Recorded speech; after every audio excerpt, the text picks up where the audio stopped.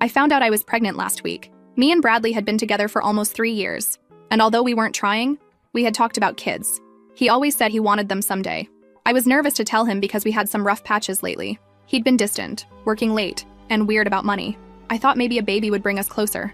I bought a test on my lunch break and took it in the office bathroom. 2 lines. Definitely pregnant. I decided to leave work early and surprise him. He works from home on Thursdays. I was so excited I almost called him on the drive but wanted to see his face. Our apartment complex has this weird layout where you can see into our living room windows from the parking lot. I saw Bradley sitting on the couch with his laptop open. I was about to call out when I realized he was on FaceTime. I just stood there for a second watching. He was talking to Tracy, his ex from before we met. They broke up like 4 years ago and he always said she was crazy and controlling. He told me they didn't talk anymore, but I could see her face on the screen. I couldn't hear what they were saying, but they were both laughing. I don't know why, but I just froze. I didn't go inside. Instead, I went back to my car and called him, told him I was leaving work early and would be home in 20 minutes. He sounded weird and said he was in the middle of a work call. I drove around the block and parked on the side street. Then I snuck back and stood under our living room window. I know how crazy that sounds, but something felt wrong. That's when I heard it. Bradley was still talking to Tracy. He was telling her how things were getting serious with me and how I was pressuring him about marriage. I wasn't even doing that. We had talked about it once like 6 months ago. Tracy asked something I couldn't hear, and then Bradley said, "She's so stupid and desperate. She believes everything I say. I'm just using her for her money until you take me back. She's pathetic. Actually thinks we'll get married." They both laughed. I've been supporting us since Bradley lost his job last year. He said he was freelancing, but money was tight. I paid for everything. Rent, food, his car payment, even the vacation we took to see his parents. Tracy said something else, and Bradley replied, "Yeah, babe, I know. Just a few more months and I'll have enough saved. She has no idea I've been putting money aside. Thinks I'm broke." I wanted to scream or throw up or both. 3 years. 3 years of my life with this person who was just using me, and I'm pregnant with his baby. I don't know how, but I managed to keep it together. I walked back to my car, drove around for 15 more minutes, and then came home like nothing happened. I pretended to be happy to see him, kissed him hello, asked about his day. He lied to my face about having a work call, said he was stressed about a deadline, asked why I was home early, and I said I wasn't feeling well, which wasn't a lie. I felt sick to my stomach. I didn't tell him about the pregnancy. That night he acted completely normal. We ordered takeout. I paid, of course. This morning I checked our bank accounts. In the last year, I've spent over $45,000 supporting us. He contributed nothing.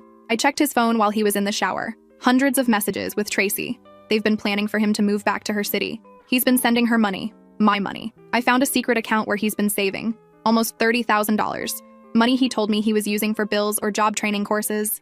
There were even screenshots of conversations with my friends where he'd pumped them for information about my finances, asking if I had mentioned any bonuses or raises coming up, like he was studying me, planning how to extract the most value. I found messages where he complained about how boring I was in bed, how he couldn't wait to be with Tracy again, how he was only with me for the financial security while he got his shit together. There were even photos they sent each other, intimate photos, while I was at work paying our bills. I wanted to confront him right there, scream at him, throw his things out the window, tell him I knew everything, tell him about the baby he'll never meet, but something stopped me. I realized if I showed my hand now, he'd just leave, take my money and go back to Tracy. They'd laugh about how stupid I was, how easily I fell for everything, how I never saw it coming. Even worse, he might try to stay for the baby, pretend he was sorry, drain me for 18 more years of child support. No, I needed a plan. Bradley thinks I'm a doormat, thinks he can use me and discard me when he's done, thinks I'm too stupid to see through his lies, thinks I'll just cry and beg him to stay when he eventually leaves. He has no idea what I'm capable of. Update. First of all, thank you all so much for the support and advice on my last post.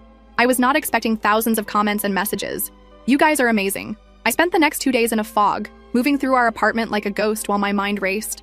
Bradley didn't notice anything different. He was too busy texting Tracy when he thought I wasn't looking, too busy planning their future with my money. The money I worked 60-hour weeks for while he sat on our couch, applying for jobs and networking. The first thing I did was protect what was left. I went to the bank during lunch and opened a new account at a completely different bank. Transferred most of my paycheck there, leaving just enough in our joint account to avoid suspicion. Changed all my passwords and set up notifications for any withdrawals over $100. Then I started documenting everything. Screenshots of their messages, photos of the secret account statements, recordings of his calls with Tracy when I pretended to be in the shower.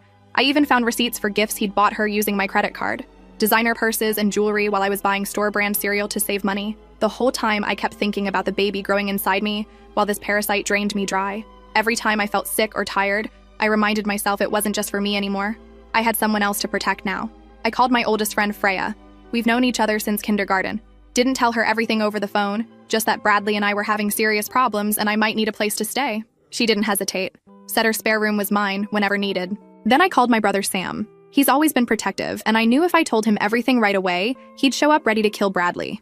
Instead, I just asked if he could help move some things into storage soon. Said Bradley and I were reorganizing. He agreed to bring his truck that weekend. Bradley was getting suspicious. Kept asking why I was being weird and distant. The audacity of this man. Spending 3 years lying to my face, stealing my money, mocking me to his ex, and he thought I was acting strange for 2 days? I wanted to laugh in his face. Instead, I blamed work stress and period cramps. He immediately lost interest. Never cared about my problems unless they affected him. Friday night, I told him I was going out with work friends. He seemed relieved to have the apartment to himself. Probably couldn't wait to FaceTime Tracy without whispering. Instead of going out, I sat in my car in the parking garage with my laptop, using the complex's Wi-Fi to monitor our home security camera. We'd installed it last year after a break-in next door. Bradley had forgotten it existed because he never bothered with anything related to home security or maintenance. That was all me too. 20 minutes after I left, he was on the couch with his phone propped up, talking and laughing with Tracy. I turned up the volume on my laptop. Bradley was saying he was worried I suspected something. Tracy's voice came through tinny but clear, telling him to stick to the plan. 3 more weeks and he'd have the bonus money, then could come home to her. My blood boiled. My quarterly bonus. The one I'd worked myself to exhaustion for. The one that would finally pay off my student loans. He was waiting for that? Bradley whined that he missed her. Said it was hard pretending with me that I was so clingy lately. Clingy?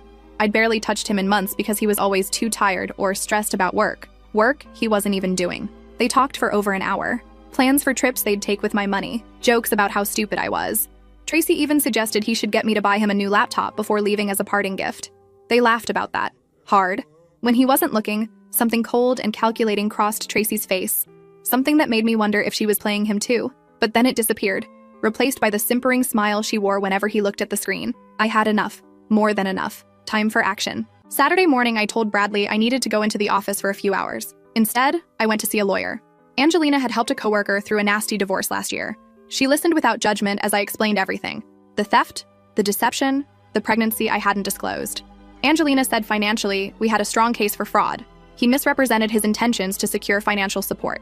The texts proved premeditation. We could potentially recover the money he'd saved, though it might take time. When I asked about the baby, she said gently that legally I wasn't obligated to tell him during pregnancy. After birth, he could petition for paternity and visitation, but given the circumstances, we could potentially limit his involvement. I nodded, taking notes on my phone. We discussed restraining orders, changing locks, and removing him from our apartment lease. I paid her retainer with money from my new account. That afternoon, Sam came over with his truck as planned. Bradley looked confused when we started loading boxes. I said cheerfully we were just reorganizing as I'd mentioned. These were going into storage to make more space.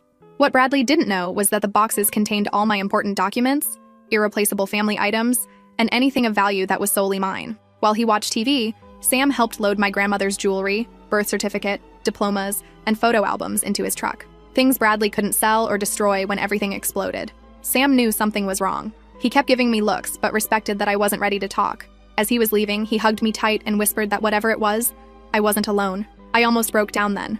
Almost told him everything, but I wasn't ready. Sunday morning, I went to brunch with Freya, but actually met with my bank manager.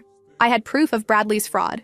Messages explicitly stating he was using me for money while planning to leave. The manager flagged my accounts for additional security and helped dispute several large transfers Bradley had made, claiming they were for our expenses. When I got home, Bradley was still in bed, phone clutched to his chest even in sleep. I carefully took it, already knowing his password. My birthday. How thoughtful. There were new messages from Tracy about checking flights, saying once he got my bonus they could book for the 18th, that I'd never know what hit me. Still couldn't believe I didn't check the accounts. I took screenshots and emailed them to myself and Angelina, then replaced the phone exactly as found. On Monday, I called in sick to work. Waited until Bradley left for his networking event, coffee with Tracy according to his location sharing, and withdrew $25,000 from our joint savings.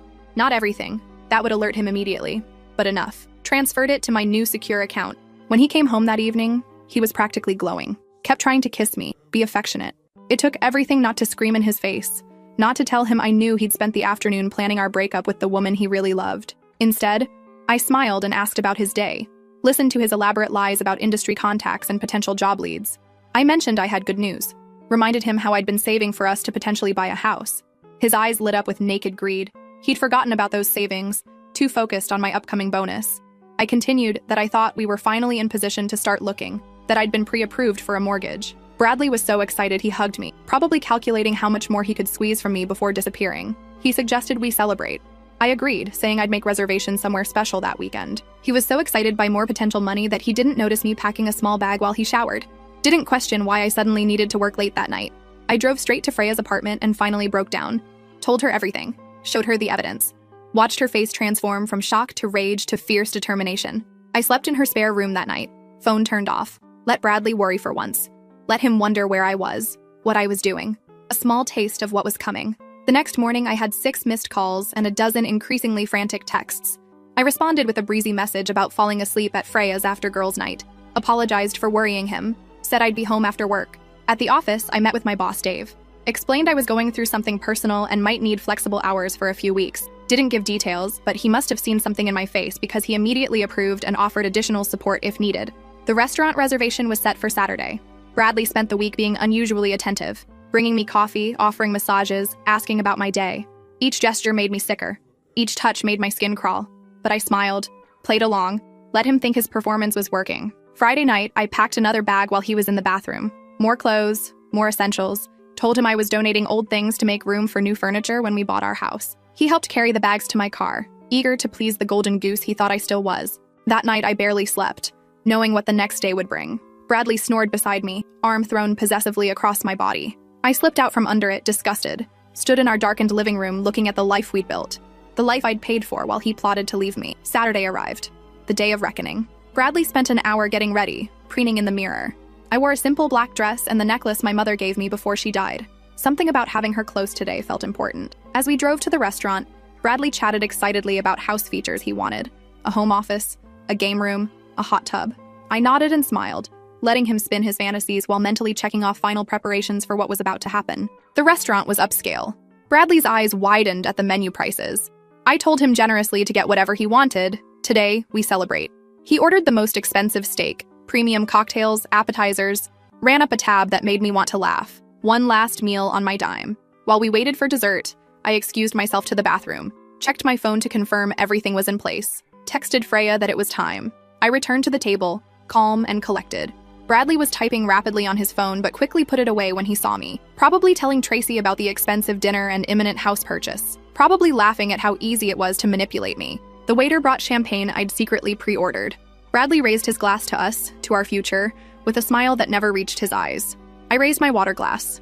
Didn't correct his assumption that I wasn't drinking because I was driving. I said softly that I'd like to make a toast too. His smile faltered at my tone. I toasted to new beginnings and to the truth finally coming to light. I reached into my purse and placed my phone on the table, screen up. Played the recording of him and Tracy from the security camera. Watched his face drain. She's so stupid and desperate, she believes everything I say. I'm just using her for her money until you take me back. I watched his expression change from confusion to horror to panic. Watched him realize it was over. All of it. The scam, the lies, the future he'd planned with my money. And for the first time in 3 years, I saw the real Bradley. Last update. I'm still in shock about everything that's happened since my last post. First, thank you for all the supportive comments and messages. They've honestly kept me going through this nightmare. Here's what happened after. Bradley's face went through so many emotions at once. Shock, confusion, anger, and finally calculation. I could see him running through possible lies, trying to find an angle. He started stammering that I didn't understand the context. I held up my hand as restaurant conversations continued around us. I told him quietly that I had hours of recordings, hundreds of screenshots. I knew about the money he'd been stealing, the secret account, everything. Bradley leaned forward, lowering his voice, calling me baby, saying it wasn't what I thought. Claimed he and Tracy were just joking around, that she'd been trying to get him back, but he told her no. I laughed at the audacity of him continuing to lie after I'd played his own words back to him. I reminded him about the $30,000 of my money he'd sent her, the expensive bracelet he bought her while telling me we couldn't afford to fix my car, his plans to leave after my bonus came through. His eyes darted around the restaurant, suddenly worried about who might hear. He suggested we go home and talk like adults. I told him there was nothing to talk about, and it wasn't his home anymore. As of that morning, he'd been removed from the lease. His things were packed and waiting at Dave's place. Bradley's mouth fell open. He protested that it was our apartment. I corrected him. My name on the lease, my rent payments, my apartment. He was just a guest who overstayed his welcome by about 3 years. He said I was overreacting to some stupid joke with an ex. I pulled out a folder from my purse and slid it across the table. Inside were printouts of his secret account statements, transfer records, screenshots of messages detailing how he'd been using me. He flipped through the pages, growing paler. He accused me of spying on him, saying that was illegal. I almost laughed again, pointing out the irony of the man who stole $45,000 talking about legality. Bradley snapped that he never stole anything, said I gave him that money, offered to support him. I asked about the lies, about calling me stupid and pathetic, about planning to leave once he'd gotten everything he could.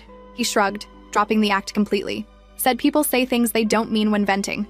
Everyone does it. I asked if that's what he was doing when sending her my money, making reservations to her city, buying gifts with my credit card. He asked what I wanted. Money? An apology? I said simply that I wanted him gone from my apartment, accounts, life. He asked what if he refused. I slid another document across the table explaining that my lawyer would file fraud charges, police would get involved, and instead of just leaving, he'd go to jail.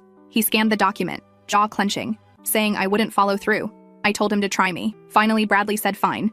He'd get his stuff and go, but I was making a mistake. I replied we had nothing. It was all a lie.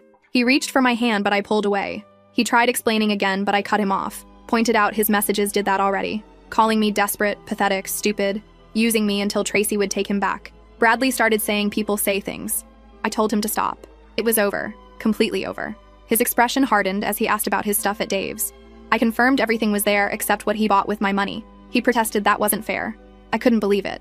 Asked if he wanted to talk about fair after stealing from me for years, mocking me behind my back, planning to abandon me once he'd taken everything. Said he'd lost the right to talk about fair. He asked, what if he went back to the apartment instead?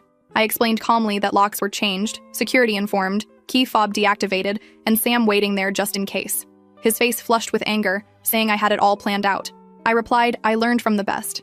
He spent 3 years planning to use and discard me. I took a week to plan my response. Bradley stood abruptly, saying this wasn't over. I said it was, completely over. Goodbye. He stormed out. I called Sam to warn him Bradley might try coming to the apartment. Sam assured me he and Freya were there, had my back. I drove home, finding Sam and Freya on the couch with wine. Freya asked how it went, poured me a glass before remembering and apologizing. Sam's eyebrows shot up, questioning. I took a deep breath and told them I was pregnant. After a silence, Sam asked if it was Bradley's, and if he knew. I said yes, it was his, and no, he didn't know, might never know. Freya promised they were there for me whatever I decided. We talked through what happened at the restaurant and what might come next. Sam worried Bradley could become dangerous when cornered and insisted on staying the night. Freya stayed too, in my bedroom while I took the spare room, couldn't face the bed I'd shared with Bradley. Around midnight, Bradley started texting. First anger and threats about lawsuits, then manipulation and apologies, claiming he loved me but was confused, that Tracy pressured him. I forwarded each message to my lawyer without responding. At 2 a.m., he showed up pounding on the door, yelling my name. Sam spoke through the door, telling him I didn't want to talk and he should leave. Bradley shouted it was his apartment too. Sam replied not anymore, and he should leave before we called police. Bradley kept pounding and shouting. Freya had already called 911. By the time officers arrived, Bradley had left, but they took a report for the restraining order documentation. Morning brought dozens more texts from Bradley, cycling back to apologies and explanations. I blocked his number. Sam and Freya helped clean out the last traces of him from the apartment. We found a hidden credit card statement showing more purchases for Tracy, photos of them together from when he claimed to be at job interviews. Around noon, Tracy called. I almost didn't answer, but curiosity won. She said Bradley was telling everyone I was crazy, making up accusations because I was obsessed, trying to ruin his life because he was breaking up with me. When I asked why she was telling me this, she said she thought I should be prepared. He was very convincing. Something in her tone made me pause. I asked how she would know that. She laughed softly, explaining he did the same to her 4 years ago. Used her for money, cheated, then called her psychotic when she found out. I sat down, confused about her FaceTiming with him, planning their future. Him sending her my money. She saying she was playing him like he played me, but she knew what he was from the start this time. Said she just wanted her money back that he stole before moving on to me. I asked why tell me now. She said simply that he was dangerous when cornered, and I just cornered him publicly. He was humiliated, exposed, unpredictable. After hanging up, I sat staring at my phone, unsure if she was telling truth or this was another game. I called my lawyer about the conversation. She advised adding Tracy to the restraining order to create clear boundaries with everyone involved. Sunday passed with more texts from Bradley from new numbers. I forwarded them all without reading beyond first words. Monday, I went to work, trying to focus on normal life. Dave checked in without pushing for details. At lunch, I scheduled a prenatal appointment, making the pregnancy feel more real.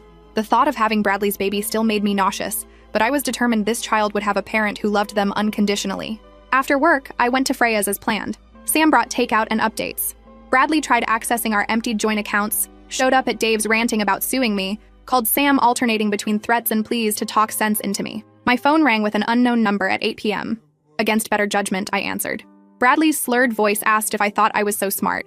I said calmly I was hanging up, don't call again. He suddenly shouted that I'd ruined his life, wasted 3 years of his, called me a controlling bitch. I ended the call, blocked the number, added it to documentation.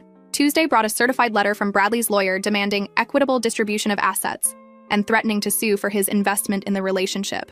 My lawyer called it laughable, said his lawyer would drop him once seeing our fraud evidence. By Wednesday, Bradley learned I was at Freya's. He showed up pounding on her door, shouting my name. Freya called police while I recorded his threats. Officers found him still yelling, intoxicated, and took him in for public intoxication and trespassing. Another incident for our case. Thursday, the temporary restraining order was granted. Bradley couldn't contact me, come near my home or workplace, or access my accounts or property. Sam served the papers, reported back that Bradley went white with fury, crumpling the documents and throwing them down. Friday, Bradley violated the order by showing up at my office. Security stopped him in the lobby. Dave witnessed everything, offered to testify. Bradley was escorted out screaming I'd stolen from him, that I was a liar, that everyone would see the truth soon. Monday morning, I woke nauseated from morning sickness. As I sipped ginger tea, my phone buzzed with a text congratulating me on the baby, asking when I planned to tell him. My blood ran cold. I'd only told Freya, Sam, and my doctor. Another text explained Tracy told him, said I mentioned it when calling her. Tracy had been playing both sides, feeding him information while pretending to warn me. I forwarded the text to my lawyer without responding. Blocked Tracy. Trusted no one outside my immediate circle. At work, I met with HR. Explained the situation generally. Abusive ex, restraining order, workplace safety concerns. They were supportive, notified security, offered flexible arrangements. That afternoon, my lawyer called with news. The judge granted a permanent restraining order and was considering criminal charges for financial fraud based on our documentation. She said it was a good outcome, that I did everything right. That night, I lay in bed thinking about raising this child alone, explaining their absent father, potential custody battles. But for the first time in years, I was living authentically. No more subsidizing someone else's dreams while postponing mine. No more accepting scraps of affection while being mocked behind my back. No more being anyone's fool. Bradley thought he'd broken me. Instead, he'd freed me. That was something he would never understand.